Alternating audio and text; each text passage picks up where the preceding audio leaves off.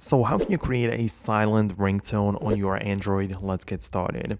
At first, keep in mind that you can just turn on a silent mode for your phone and, well, the ringtone will not be heard, so I guess that might be useful. But if you really want to just have a silent ringtone, like a audio file which is going to be empty, then this is what you can do. Well, the simplest way for me is to get an app from the Play Store. For example, I like this one called Zedge.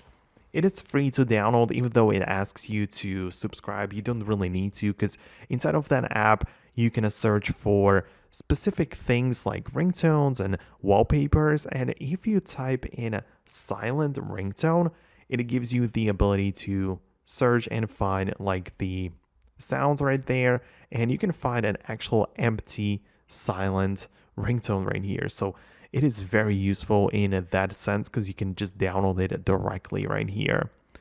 And when you do download it, you can find that it asks you, right, how exactly you want to save it, because you might want to save it specifically to your files, right, by clicking on Save to Media folder.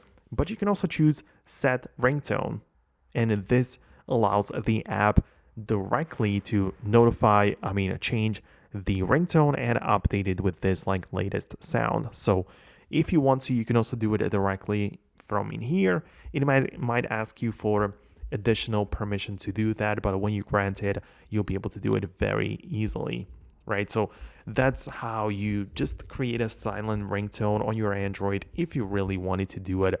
So that's it. Subscribe for more quick and straight to the point guides like this one.